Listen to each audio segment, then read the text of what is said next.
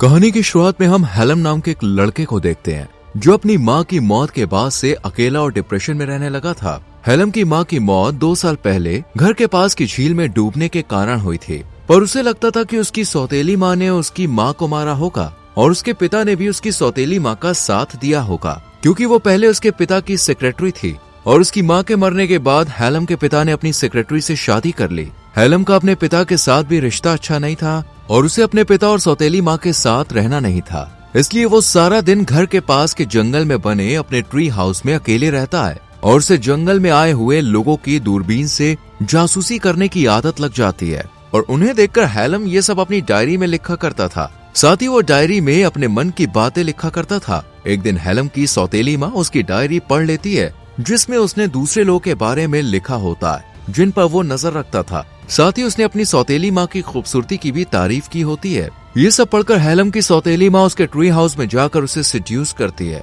हेलम भी खुद को रोक नहीं पाता और दोनों क्लोज हो जाते हैं, जिसके बाद हेलम की सौतेली माँ उसे ब्लैकमेल करके उसे दूसरे शहर भेज देती है ताकि हेलम अपने पिता को उसके खिलाफ भड़काकर उनके बीच दूरी पैदा न कर पाए। इसके बाद हेलम अकेले एक अनजान शहर में आ जाता है, पर उसके पास ना तो कोई खाने का ठिकाना था और न ही उसके पास पैसा था। साथ ही हेलम के पास न ही रहने के लिए कोई जगह होती है, इसलिए उसे एक बिल्डिंग की छत पर खाली पेट रात गुजारनी पड़ती है। अगली सुबह हेलम को सड़क पर एक महिला दिखती है जिसका नाम केट होता है। केट हेलम की मरी हुई माँ से काफी मिलती जुलती है। उसका चेहरा देखकर हेलम को तो पहली नजर में लगता है कि ये तो उसकी माँ है। हेलम केट का पीछा करता है और उसे एक होटल में जाते हुए देखता है। उसके पीछे हेलम भी चला जाता है और उसे पता चलता है कि केट होटल में मैनेजर है। हेलम केट के पास आता है और उससे पूछता है क्या यहाँ पर कोई काम मिलेगा। इस पर केट उससे कुछ सवाल जवाब करने के बाद होटल के किचन में काम में रख लेती है। हेलम को भी काम की बहुत जरूरत थी, इसलिए वो ये काम करने लगता है और मन लगाकर सभी काम अच्छे से करता है और ये काम करते हुए उसे मजा भी आता है। इसके बाद हेलम छुट्टी होने के बाद केट का पीछा करने लगता है और उसका हर एक रूटीन देखने लगता है। वो कहाँ जाती है, क्या करती है और यहाँ तक कि उसका घर भी देख लेता है। हेलम ये सब इसलिए कर रहा होता है क्योंकि केट उसे अच्छी लगने लगी थी। एक दिन जब केट काम पर नहीं आती और बाहर गई होती है, तब हेलम केट के घर के अंदर चला जाता है। वो जब खिड़की के बाहर देखता है तो उसे क्लॉक टावर दिखाई देता है। उसे लगता है कि केट का घर सामने के क्लॉक टावर से अच्छे से दिखाई देगा और क्लॉक टावर के नीचे ही हेलम काम करता था। तभी केट कमरे में आ जाती है, इसलिए हेलम खिड़की से घर की छत पर चला जाता है और केट की छत पर लगे शीशे के रोशनदान के माध्यम से केट पर जासूसी करना शुरू कर देता है। हेलम जो पहले होटल के एक छोटे से कमरे में सोता था, वो अगले ही दिन क्लॉक टावर के कमरे में अपना घर बना लेता है जहाँ कोई आता जाता नहीं है, क्योंकि यहाँ वो दूरबीन की मदद से केट के ऊपर अच्छे से नजर रख सकता है। इसके बाद से हेलम रोज केट के कमरे में दूरबीन की मदद से झांकता रहता है और उसे डांस करते हुए और काम करते हुए देखता है। एक दिन जब हेलम क्लॉक टावर से केट पर नजर रख रहा होता है, तब वो देखता है कि केट के घर पे उसके होटल का सीनियर आया है। अब वो दोनों मस्ती कर रहे होते हैं। अगले दिन जब हेलम क्लॉक टावर पर जाने के लिए सीढ़ियों का इस्तेमाल कर रहा होता है, तब वही होटल का सीनियर जो कल रात केट के साथ था, उसे रोककर गुस्से में कहता है ऊपर तुम नहीं जा सकते, वहाँ सिर्फ सीनियर स्टाफ ही जा सकते हैं। इसके बाद जब हेलम किचन में काम कर रहा होता है, तब उसके पास केट आती है और पूछती है तुम्हें ये काम कैसा लग रहा है। इस पर हेलम कहता है कि वो अपने काम को एंजॉय कर रहा है। ये सुनकर केट को भी अच्छा लगता है। रात में जब हेलम केट को देखने के लिए उसके घर की छत पर होता है और रोशनदान से केट को देख रहा होता है, तब वो देखता है कि केट वहाँ अपने सीनियर के साथ है। हेलम छुपकर उन्हें देखता है और उनकी बातचीत से उसे पता चलता है कि उसका सीनियर शादीशुदा है और उसके 2 बच्चे भी हैं, यानी कि उसका और केट का अफेयर चल रहा है। ये जानकर हेलम को बहुत बुरा लगता है। इसके बाद हेलम क्लॉक टावर में आ जाता है जहाँ वो सबसे छुप कर रहता है। केट और अपने सीनियर को देखकर उसे अपनी माँ की याद आ जाती है। उसे लगता है कि उसके पिता और सौतेली माँ का बहुत पहले से अफेयर चल रहा था। जब उसकी माँ को इसके बारे में पता चला तो वो सौतेली माँ से मिलने गई होगी और तभी सौतेली माँ ने उसकी माँ को मार दिया होगा ताकि वो उसके पिता के साथ अच्छे से रह सके।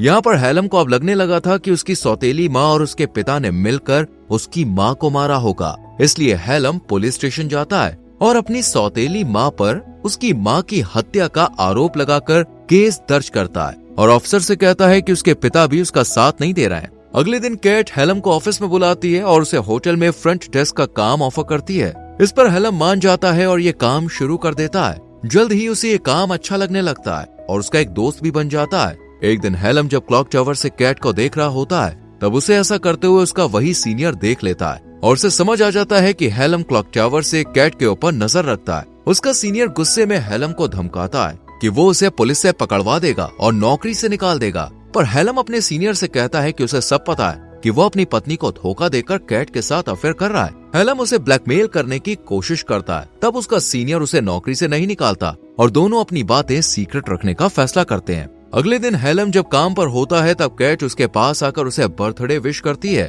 क्योंकि आज हेलम 19 साल का हो गया होता है। ये बात उसके कोवर्कर दोस्त को भी पता चल जाती है और वो उससे पार्टी मांगता है। इस पर कैट भी हेलम को बर्थडे सेलिब्रेट करने को कहती है और वो लोग आज रात बार में जाने का प्लान बनाते हैं। रात में हेलम, उसका कोवर्कर दोस्त और कैट बार में होते हैं और वो ड्रिंक करने लगते हैं। हेलम का दोस्त काफी ज्यादा पी लेता है, इसलिए वो घर चला जाता है, जबकि हेलम और केट और भी ड्रिंक करने लगते हैं और बात करने लगते हैं। उन्हें ड्रिंक करते हुए काफी देर हो जाती है, इसलिए केट हेलम को अपने घर ले आती है। केट नशे में होती है और बातों ही बातों में हेलम के करीब आने की कोशिश करती है, पर हेलम इसके लिए तैयार नहीं होता। फिर दोनों बिना कुछ किए सोने चले जाते हैं। हेलम कैट के बगल में सो जाता है और सोचता है कि जिस लड़की पर वो नजर रखता था आज वो उसके साथ सो रहा है, जिससे उसे काफी अच्छा लगता है। अगले दिन हेलम जब काम पर जाता है तब वो सबसे पहले कैट के पास जाकर उसे डेट पर चलने के लिए कहता है, पर वो उसे मना कर देती है। कैट कहती है कि कल रात मैंने नशे की हालत में जो भी किया उसे तुम भूल जाओ। ये सुनकर हेलम उदास होकर वहाँ से चला जाता है। कुछ देर के बाद हेलम को होटल के कमरे में बुलाया जाता है। जब वो वहाँ जाता है तो देखता है कि वहाँ केट है। वो हेलम के करीब आने लगती है और दोनों क्लोज हो जाते हैं। अब हेलम को केट के साथ अच्छा लगने लगा था और केट भी हेलम के साथ खुश थी। एक दिन जब हेलम कैट की छत पर चढ़कर उसे देखने जाता है तो वो देखता है कि उसका सीनियर कैट से झगड़ा कर रहा होता है। वो गुस्से में चिल्लाते हुए कैट पर हाथ उठाने की कोशिश करता है। ये देखकर हेलम को बहुत गुस्सा आता है। वो कैट को बचाने के लिए रोशनदान के शीशों को हटाकर कमरे के अंदर कूदता है और अपने सीनियर को रोकने की कोशिश करता है, पर वो हेलम पर हाथ उठा देता है और कैट को हेलम के बारे में बता देता है। वो कहता है ये रोज क्लॉक टावर पर तुम्हारे घर की छत पर चढ़कर तुम पर नजर रखता था। ये सुनकर पहले तो कैट अपने सीनियर को वहाँ से जाने के लिए कहती है। उसके जाने के बाद वो हेलम से पूछती है, क्या तुम मुझ पर नजर रखते थे और ये सब कब से चल रहा था? इस पर हेलम कहता है, जब से मैंने तुम्हें देखा था तब से मैं तुम पर नजर रख रहा था, पर इसके पीछे एक वजह है। ये बात सुनकर कैट गुस्सा हो जाती है और उसकी कोई बात नहीं सुनती। वो उसे वहाँ से चले जाने के लिए कहती है और साथ ही में उसे काम से निकाल देती है। अगले दिन कैट जब काम से घर आ रही होती है तब वो होटल के बाहर हेलम को बैठा हुआ देखती है। उसे उस पर तरस आता है, इसलिए वो उसे अपने घर लेकर आती है। फिर कैट जब हेलम से पूछती है, आखिर तुम मुझ पर नजर क्यों रख रहे थे? इस पर हेलम कहता है, मेरी माँ की 2 साल पहले मौत हो गई थी, जिससे मैं टूट गया था। मैं अपनी माँ से बहुत प्यार करता था, जिस वजह से मैं कभी भी इस हादसे से उभर नहीं पाया। हेलम कहता है, मेरी माँ के मरने के बाद मेरे पिता ने दूसरी शादी कर ली, पर मैं अपनी सौतेली माँ से नफरत करता हूँ और मैं घर में न रहकर पास के जंगल में बने ट्री हाउस में रहने लगा था, जहाँ से मैं लोगों पर दूरबीन से नजर रखने लगा। समय के साथ ये मेरी आदत बन गई, लेकिन जब मैं इस शहर में आया तब कैट मैंने तुम्हें देखा। हेलम आगे बताता है कि मेरी माँ की शक्ल तुमसे मिलती है और तुम्हें देखने पर मुझे मेरी माँ की याद आती है, इसलिए वो उस पर नजर रखता था। ये सुनकर कैट को हेलम के लिए काफी बुरा लगता है। इसके बाद कैट हेलम की माँ की ड्रेस पहनती है, जिसे हेलम अपने साथ लाया होता है। जब हेलम उसे अपनी माँ की ड्रेस में देखता है तो वो अपनी माँ को याद करते हुए रोने लगता है। तब कैट उसे संभालती है। अगले दिन हेलम जब काम पर जाता है तब उसे पता चलता है कि उसके पेरेंट्स उससे मिलने आए हैं, जिन्हें उसका पता पुलिस स्टेशन से मिला,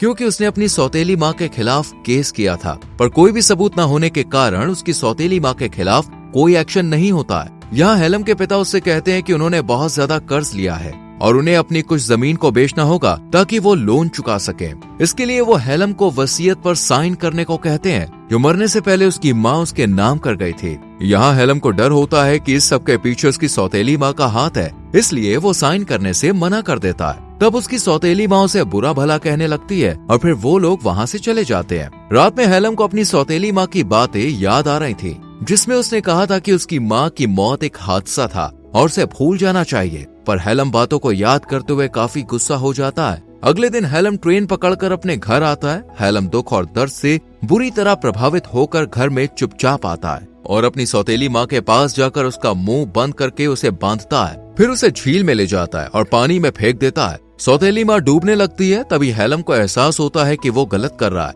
इसलिए वो सौतेली माँ को पानी से बाहर निकालता है और उससे माफी मांगता है। फिर सौतेली माँ वहाँ से चली जाती है। तभी हेलम के पिता उसके पास आकर खुलासा करते हैं कि उसकी माँ बहुत पहले से डिप्रेस थी और उसने खुद अपनी जान ली थी। यहाँ हेलम को ये एहसास होता है कि वो गलत था अपने पिता से अपने बर्ताव के लिए वो माफी मांगता है और फिर हेलम ट्रेन पकड़कर कैट के पास आता है, पर वो उससे मिलने से मना कर देती है। वो कहती है कि उसका रिश्ता कभी भी किसी के साथ अच्छा नहीं रहा है, इसलिए अभी वो किसी के साथ रिश्ते में आना नहीं चाहती। कैट हेलम को ये कहते हुए वापस भेज देती है कि वो अभी छोटा है, अगर तुम मेरे साथ आगे रिश्ता रखना चाहते हो तो तुम कुछ साल बाद आना। इसके बाद हेलम यहाँ से चला जाता है और सड़क पर चलते हुए चेहरे पर मुस्कान लिए मन ही मन सोचता है कि एक दिन वो कैट से जरूर मिलेगा। और इसी के साथ मूवी खत्म होती है। दोस्तों, यहाँ तक वीडियो को देखने के लिए thank you very much. Video को लाइक और शेयर कीजिए और चैनल को सब्सक्राइब करके बेल आइकॉन प्रेस करें, जिससे आने वाली वीडियोस मिस ना हो। मिलते हैं अगली वीडियो में। Till then bye bye, take care.